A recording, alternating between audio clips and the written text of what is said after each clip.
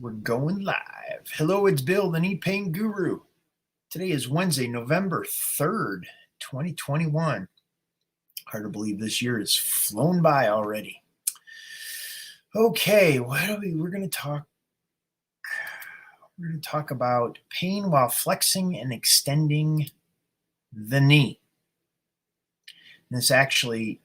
The timing of this video is actually really good because I just got off the phone with this person.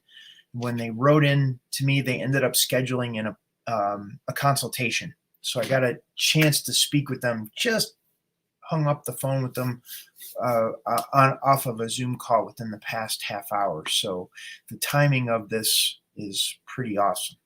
Okay, so here's what Jordan writes. Hi, Bill. I appreciate the videos and emails that keep me thinking about possibilities for myself. Due to a particularly gnarly insurance billing situation, which I won't go into, getting my knee diagnosis has been a bit of a long, drawn-out affair. So I'm in about the 5th month since my knee started to lock up. But I have now seen an orthopedic surgeon and had an MRI, which showed both meniscus are torn, as well as the lateral collateral ligament and some other issues with the anterior cruciate ligament. I have some arthritis. I'm 61 years old. I am not in a lot of pain if I don't try to force the knee to its former flexion and extension or other movements that challenge it. So I'm not sure if I fit in your target group. As I have not had surgery yet, it's been scheduled for December 3rd, and the doc said he will not try to repair the meniscus, but just to remove the damaged parts and smooth everything out. I'm not in much pain. It's simply that my knee isn't functioning well. If you think you could help me understand my best options for treatment and recovery, I would be interested in consulting with you about it. My husband is a chiropractor and does ortho bionomy as well, and he told me about your work. I appreciate what you offer. Just wanted to make sure that it was a good fit if my issue isn't paining so much as function, and there are diagnosed tears that have not been corrected yet. I am all in with your message of creating comfort and destressing the nervous system for healing. Thanks. I look forward to hearing from you. Okay. So the call with Jordan, this is her situation exactly. And we had a great call. And there was a lot of things that came out of the call that were about really sorting out what her options are. She had a tremendous angst about going for surgery and what that all entailed and what she was dealing with if she could address it with a more conservative approach. Conservative approach would entail not going for the surgery. However, what I did learn is she had a bucket handle tear. That was one of the tears in her knee. Now, a bucket handle tear, you could think of it a meniscus. There's 2 meniscus in the knee. 2 that go up, they look like octopus suction cups, and then 2 that go down. When you get a bucket handle tear, you think of it like a bucket handle. It flips over, or it's at least torn that way, and it has a potential to flip over. In Jordan's case, that bucket handle tear had flipped over, which was limiting the range of motion in her knee and causing pain. Now, I'm all about conservative approaches and not necessarily having to get surgery. However, in some cases, it's really good to know that in at least the United States, we have really awesome doctors that can go in there and clip this bucket handle meniscus tear and get it out of the knee in a matter of 15, 20 minutes. And then you're on your way to healing. And when I suggested to Jordan, I said, well, I can't tell you what to do, but I can tell you what I would do in your situation, which was exactly that. I would go get the surgery and have a situation where now I have a mechanically functioning, mechanically sound knee that I could begin to work with. I could begin to rehab. I could begin to strengthen. I could begin to relax the tension in and address. When you have that bucket handle tear flopped over in there,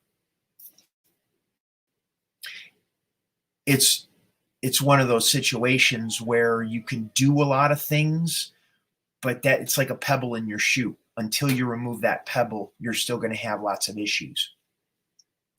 So when she heard that, she calmed down, and there was a lot of other things that we talked about. Now, one of the pieces was her being an ideal person that I would be able to help. And I would have to say, not the fact that she had a meniscus tear, that she was an ideal person that I could help. It was more of her mindset. It was more that her mind was in a place that was open to possibilities, that was open to seeing how we can move things around to make the ideal path for her out of pain.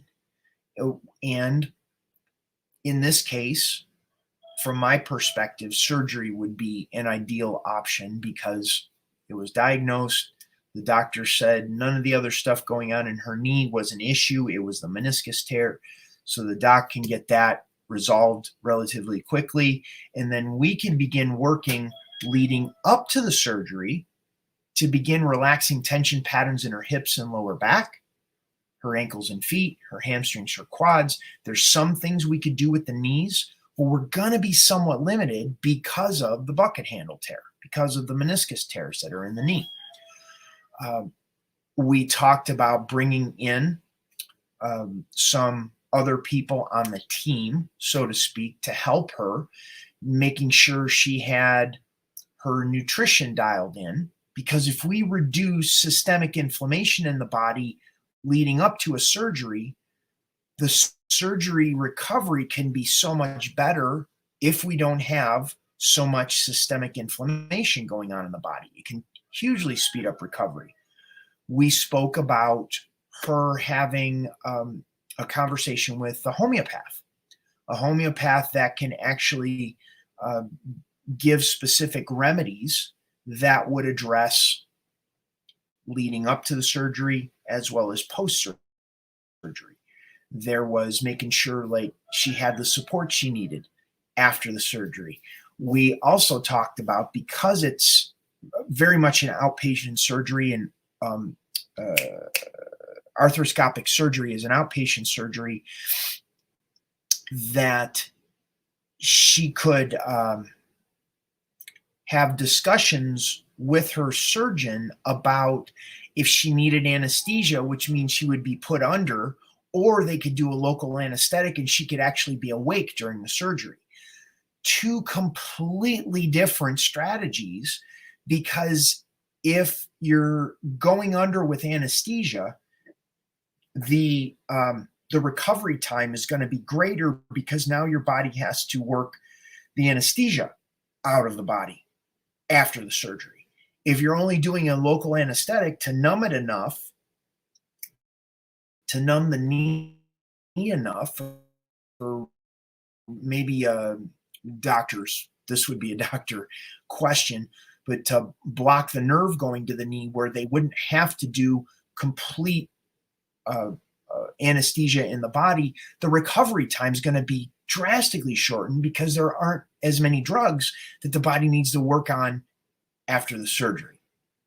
So there are a lot of different strategies, things that we could pull in to your specific situation with your knee. Everyone's knee situation is different and unique. We need to know what that might be, what that is, so we can, like I said, pull all the information in to develop your specific strategy, because your strategy is going to be different from anyone else's. So the conversation with Jordan was phenomenal. I really, truly enjoyed her questions, because she's very much in the mindset of learning and growing and expanding, that the knee, what happened with the knee isn't like this sentence that she received, it's like an opportunity for growth. There's an opportunity for things to shift and change and to expand in her life. And that was super cool to be able to chat with her around that. Here, I'll post the link to the consultations, and I can actually, here, I'll show you where it is. Let me bring it up on the Knee Pain Guru website. Share my screen.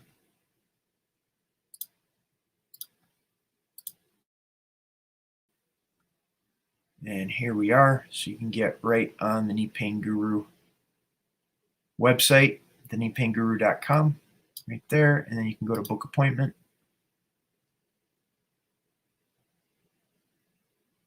And then you can schedule your appointment right there. It's pretty simple, pretty easy, pretty quick. And then we jump on a call. Here, let me stop sharing this. We jump on a call, and like I said, we dig into what you have going on. So anyhow, I have a short little knee club.